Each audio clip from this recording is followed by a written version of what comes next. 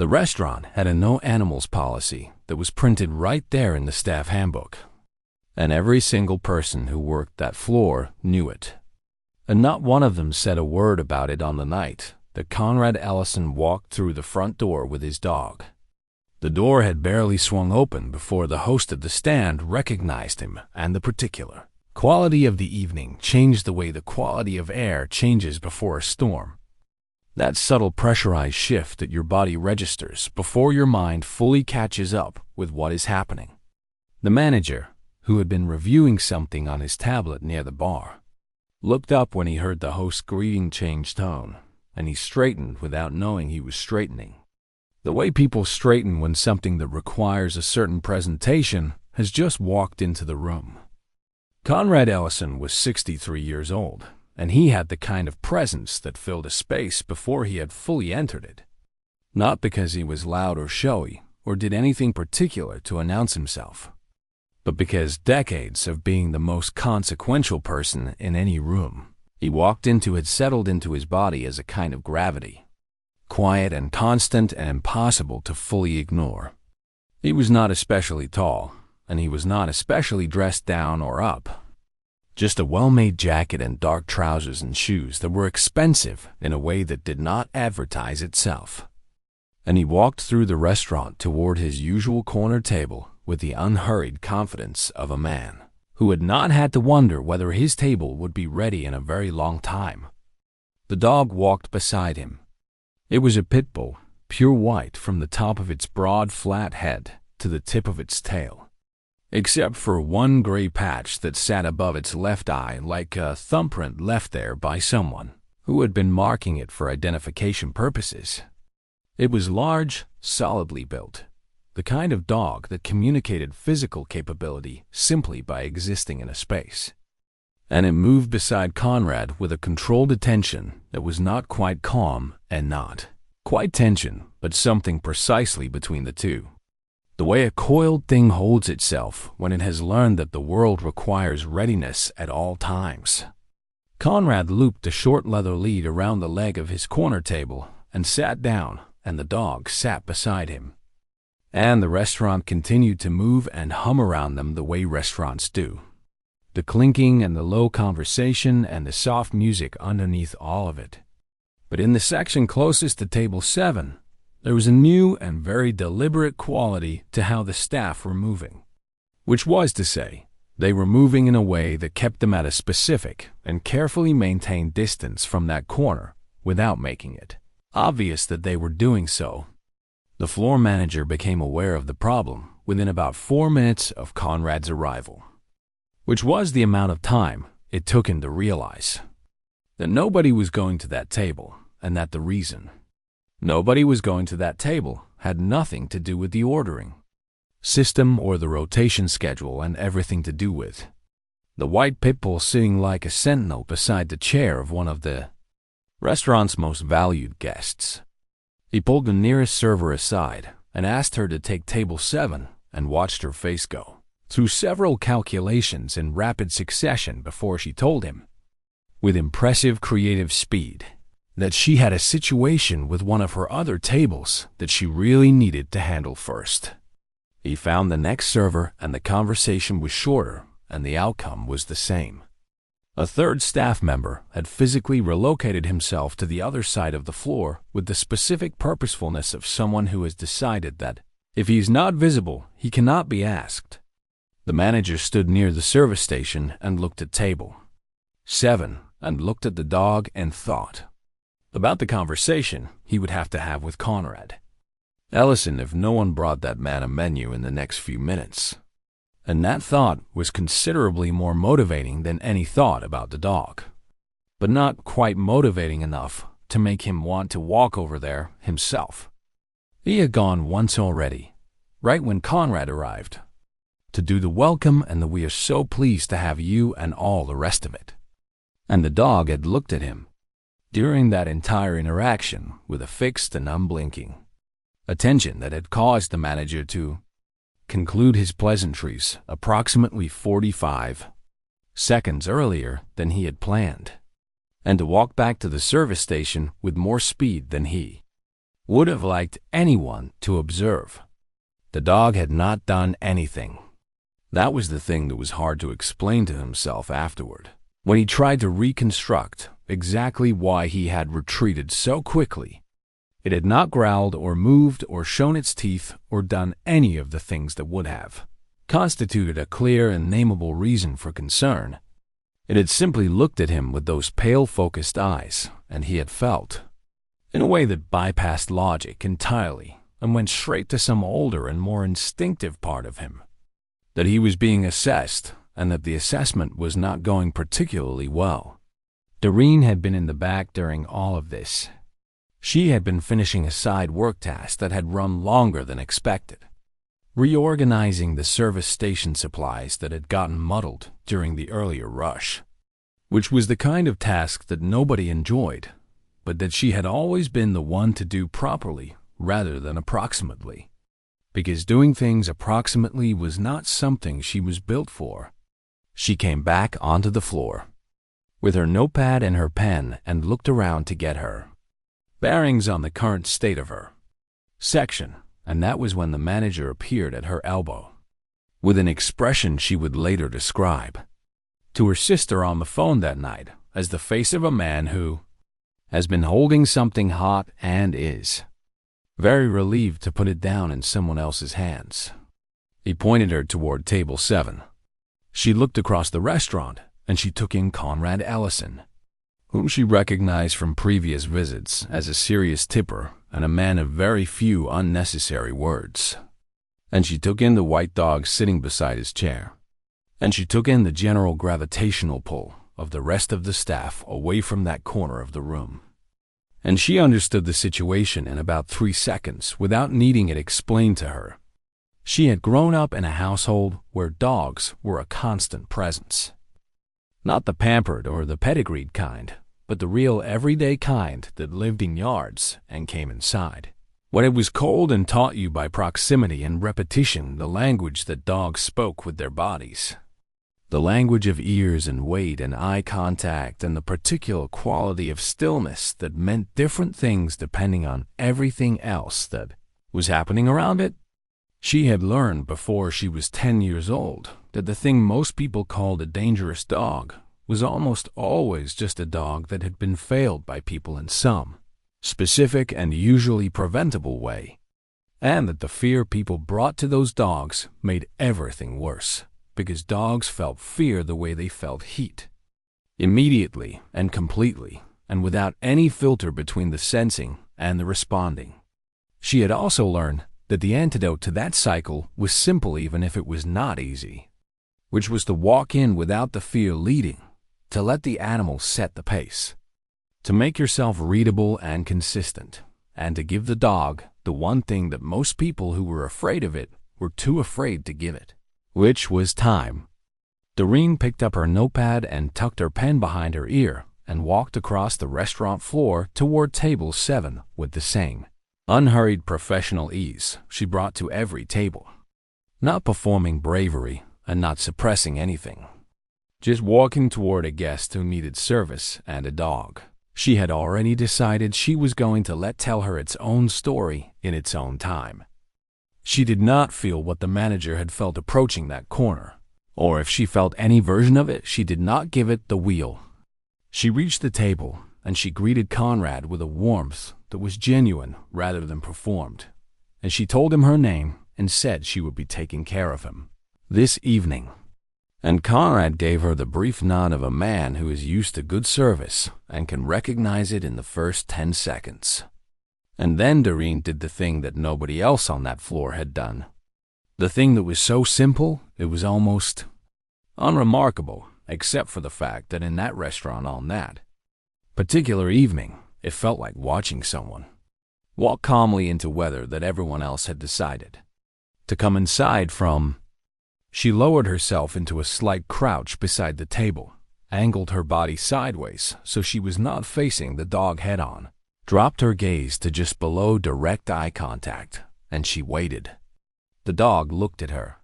She stayed exactly where she was, and the restaurant kept moving around them, the clinking and the conversation and the soft music underneath everything.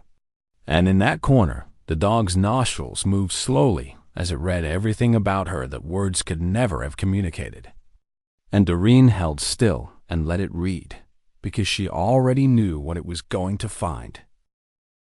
The dog's name was Rain, and Conrad had never told anyone in this restaurant that, not because it was a secret, but because nobody had ever asked. The staff who had served him at this table over the past 2 years had developed a collective and unspoken strategy of acknowledging the dog's existence as little as possible, while still managing to function in its general vicinity, which meant that Rain had spent every visit to this restaurant being looked at sideways and spoken around and treated like a weather event that everyone was hoping would pass without incident, rather than a living creature with a name, and a history and a specific and understandable set of reasons for being exactly the way it was. Conrad had noticed this. He noticed most things. It was not a skill he had developed so much as a habit he had survived on. The ability to read a room and the people in it quickly and accurately, which had served him in boardrooms and in the harder rooms that came before boardrooms, the rooms he did not talk about publicly, the ones that had taught him the reading skill in the first place, because in those rooms, reading wrong had actual consequences. He noticed that Doreen had not looked at Rain the way everyone else looked at Rain. And he noticed that she had crouched down sideways and dropped her gaze and gone still. And he noticed that she had done all of this with a naturalness that told him it was not a technique she had remembered or read somewhere, but a knowledge that lived in her body from long practice. He put his menu down on the table and he watched. Rain's nostrils were working steadily, reading Doreen the way dogs read everything that matters to them. Not with their eyes, but with the full complex instrument of their nose that was taking in information about her that no human in that room had access to. Information about her history and her chemistry and her current internal state. And what it was finding was making the dog's body do something that Conrad had not seen it do in the presence of a stranger in longer than he could immediately recall, which was to ease. Not dramatically. Not in a way that someone who didn't know Rain would have noticed. But Conrad knew Rain the way you know something you have sat with through the hard hours. And he saw the almost imperceptible softening in the set of the dog's shoulders and the slight change in the quality of its attention from assessment to something closer to curiosity. And he felt something in his own chest respond to that in a way he didn't immediately have a word for. Doreen stayed in her crouch for another few seconds, and then she rose slowly back to her full height, and she looked at Conrad, and asked if he had decided on a drink to start, or if he needed another moment. He asked for still water and a whiskey neat, and she wrote it down and said she would give him a few more minutes with the menu, and she moved away from the table without rushing. And Conrad watched her go, and then looked down at Rain, who was still looking in the direction Doreen had gone, with an expression that was as close to interested as Conrad had ever seen on that dog's face in relation to a person it had just met. He picked his menu back up, but he was not reading it. When Doreen came back with the water and the whiskey, she set them down with the efficiency of someone who had done this 10,000 times and never lost the care in it. And Conrad found himself doing something he did not often do with service staff, which was initiating a conversation that went beyond the transaction. He asked her, without preamble and without the softening introduction that most people would have used, how she had known to do that. Doreen looked at him, and then looked at Rain, and then back at him, and she said she had grown up with dogs, and she knew that a dog that other people were afraid of was usually a dog that had been through something, and that the worst thing you could bring to that kind of dog was your own fear, because then the dog had two problems instead of one. Its own history and your reaction to it, and that the body language she had used was just what made sense to her, giving the dog the chance to investigate on its own terms without any pressure coming from her direction. Conrad listened to this with the focused stillness of someone who was hearing something relevant to more than just the surface subject of the conversation. He asked her if she had always been that way with animals, or if it was something she had learned. She said both. She thought that she had a natural ease with them from childhood, but that the understanding had deepened over the years, especially through the work she did at the shelter on her days off, working specifically with the dogs that came in labeled difficult or dangerous or unadoptable, the ones that sat at the back of their kennels and showed the world their worst face because that was the only face that had ever reliably kept them from being hurt again. Conrad asked her what she did with those dogs. She said she sat with them. She said sometimes for a long time, sometimes a whole morning, just sitting near the kennel without asking anything of the dog, not asking it to come forward or be friendly or perform any kind of okayness it didn't genuinely feel. Just being a consistent and non-threatening presence until the dog's own curiosity started to outweigh its fear, because she had found that curiosity was always in there somewhere. It was just buried under everything the dog had learned about what happened when it let its guard down. Conrad was quiet for a moment after she said that, and then he said that was a very specific and particular kind of patience, and he asked her if people ever told her she was wasting her time with animals that other people had already given up on. Doreen said yes, regularly, and she said she had never once found that opinion persuasive. Conrad almost smiled at that. Not quite, but the corner of his mouth moved in a direction that suggested the architecture of a smile was present, even if the full expression didn't complete itself. And he told her she could go ahead and put in his order whenever she was ready, and he went back to his menu, and Doreen moved away to another table, and the evening continued its normal shape around them. But something had shifted in that corner of the restaurant, and the other staff could feel it without being able to name it precisely. There was a different quality to table 7 now, something less charged. And one of the other servers who passed near it on her way to the kitchen noticed that Rain was lying down with its head on its front paws rather than sitting at rigid attention the way it usually did. And she slowed her pace for just a second to look at this because in 6 months of working that floor, she had never once seen that dog lie down in the restaurant, and she was not entirely sure she believed what she was seeing until she had seen it clearly enough to be certain. She mentioned it to the manager when she got to the kitchen, and he looked through the pass at table 7 for a moment and said nothing, which was its own kind of response. Doreen came back to the table 3 more times over the course of Conrad's meal, and each time she brought the same quality of calm, unhurried attention to both the man and the dog, not making a performance of the dog, not ignoring it either, just including it in the natural orbit of her presence, the way you include anything that is present and real and deserving of acknowledgement. On the 3rd visit, Rain stood up when she approached, and Conrad watched carefully, the way he always watched carefully when Rain was near anyone, ready in the way that people are ready when they have learned the hard way what unreadiness costs. But what Rain did was take one deliberate step toward Doreen and lower its big white head and press its nose against the back of her hand. Briefly and deliberately, the way dogs touch things they have decided they are comfortable with. A gesture so specific and so voluntary that it landed in the air around the table with a weight that both Conrad and Doreen felt but neither commented on immediately, because it was the kind of moment that commenting on could diminish. Doreen held very still and let the dog take its time, and then Rain stepped back and lay down again, and Doreen looked up at Conrad, and Conrad was looking at her with an expression she hadn't seen on his face all evening, something that was less guarded than everything that had come before it, something that looked like a man who has just witnessed something he had stopped expecting to see and is still in the process of adjusting to the fact that it happened. He said, quietly, that Rain had not done that with a stranger in 3 years. Doreen looked down at the dog lying calmly at Conrad's feet and then back up. And she said that made sense to her, and she said it gently and without pressing further.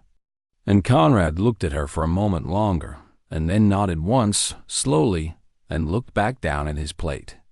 And Doreen refilled his water glass and asked if there was anything else he needed, and Conrad said no. Everything was exactly right, and she moved away from the table and the evening continued around them. And in that corner by the window, Rain lay with its head on its paws, and its eyes half closed and breathed in the specific and particular calm of a creature that has decided, after a very long time of deciding otherwise, that it is safe to rest. Conrad Ellison did not linger over meals. That was something the restaurant staff had cataloged over the 2 years he had been coming in, that he ate with the same purposeful efficiency he appeared to bring to everything else, ordered without deliberating, ate without distraction, declined dessert consistently, and was usually out the door within an hour and 15 minutes of sitting down, which for a man spending the kind of money he spent per visit was notably brisk by the standards of the clientele that frequented this particular establishment. On this evening he was still at the table 2 hours after he arrived, and he had ordered a second whiskey, which the staff had also never seen him do. And he was not looking at his phone the way he usually did between courses. That habitual checking and responding that spoke of a man whose attention was perpetually distributed across multiple demands at once. He was just sitting and occasionally looking down at Rain, who was still lying in that unfamiliar relaxed position at his feet, and occasionally looking in the direction that Doreen moved when she was attending to her other tables, with the expression of a man who is thinking about something more carefully than the something probably expects to be thought about. The other staff had noticed all of this and had developed theories in the kitchen that they exchanged in the low, quick way of people who work together closely enough to have developed a language of looks and abbreviated sentences. The manager had stopped in the doorway between the kitchen and the floor twice to look at table 7 and had said nothing both times, which everyone understood to mean he was as interested as the rest of them and equally unwilling to admit it. When Doreen came back to the table to check on Conrad, toward the end of the second hour, he looked up from his glass and he said he had a question for her if she had a moment, and she said of course, and he asked her how long she had been working at the shelter. She told him 4 years of regular volunteering, Sundays mostly, sometimes Saturday mornings when her schedule allowed, and she said she had started going because a friend had mentioned they needed people, and she had shown up once thinking it would be a one-time thing and had never actually stopped going because the need was always there, and she found she could not drive past the thought of those animals waiting in their kennels without it sitting on her in a way that made her need to do something about it. Conrad asked her which shelter it was, and she told him the name and the bus neighborhood, and he nodded in the way of someone filing information rather than simply receiving it. Then he asked her something that she had not expected, which was what she thought the biggest problem was. Not at the shelter specifically, but in the broader picture of what happened to dogs like Rain. Dogs that came into the system already labeled and already decided upon before anyone had taken the time to actually understand what they were working with. Doreen looked at him for a moment, because it was an unexpectedly specific and serious question for a dinner table, and she wanted to give it the answer it deserved, rather than the quick surface version. She said she thought the biggest problem was time, or rather the lack of it, that the system was not built for patience, and patience was the only thing that actually worked with an animal that had learned to protect itself through aggression or withdrawal, that the resources and the space and the willingness to simply sit with an animal through the long, uncertain period of it deciding whether people could be trusted, again, were almost never available in the quantities that the work actually required.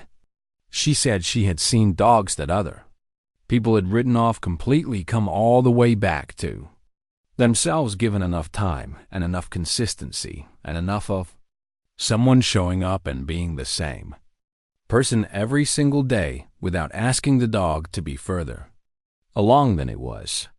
Conrad listened to all of this, and he was doing the thing she had started to notice about him, which was that he listened the way very few people listened, without the part of him that was preparing his response being visible in his face, just taking it in fully and sitting with it before he did anything with it.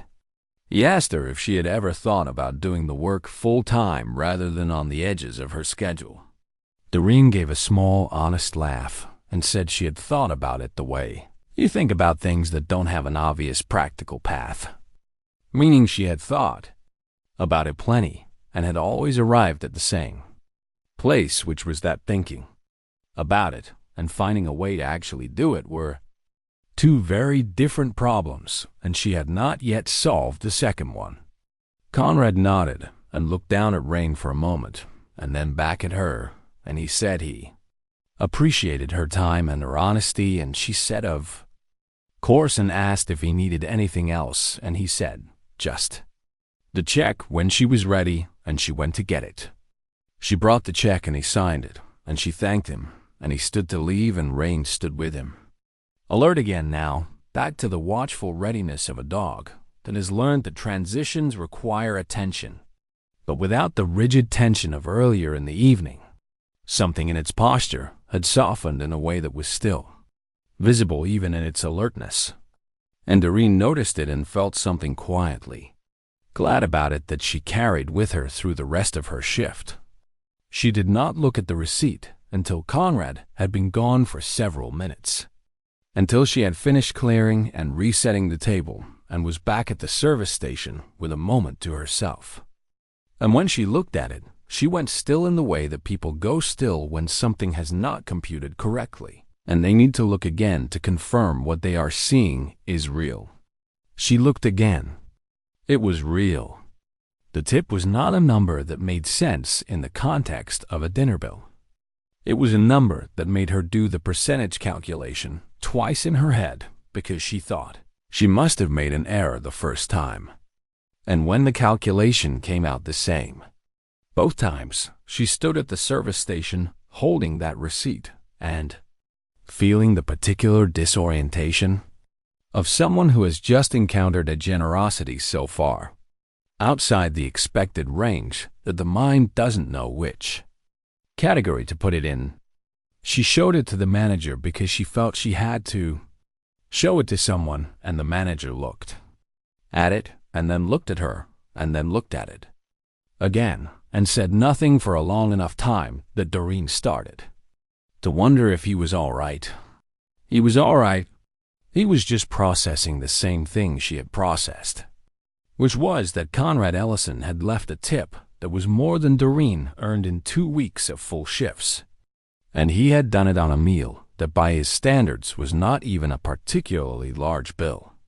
And the only variable that had been different about this evening compared to every other evening he had spent at that corner table was the woman standing in front of the manager right now, holding the receipt with both hands.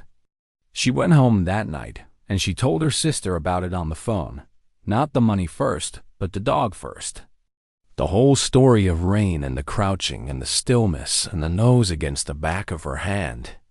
And her sister said that sounded like something from a film, and Doreen said it had felt a little like that in the moment, but also completely natural. The way things feel when you are doing something you actually know how to do in the presence of someone, or something that needs exactly that thing.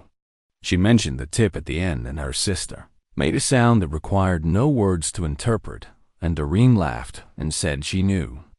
She knew, and then she said she kept thinking about the way Conrad had asked her about the shelter work.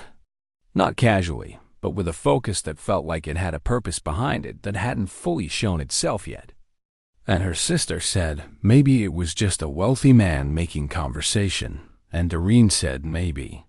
And she said it in the tone of someone who thought maybe was possible, but was not entirely convinced by it, because she had developed over 6 years of reading tables and the people at them a reasonable instinct for the difference between conversation that was going somewhere in conversation that was simply filling the air. And what had happened at table 7 tonight had felt, from the moment she crouched down beside that dog to the moment Conrad signed the check, like something that was going somewhere. She just didn't know where yet. She would find out in 2 days when her phone rang with a number she didn't recognize and a voice on the other end that introduced itself as calling on behalf of Conrad Ellison. And what that voice said next would change the shape of her life in ways she had thought about in the abstract. In the quiet, private way of people who have a calling they have not yet found the door to, but had not come close to actually expecting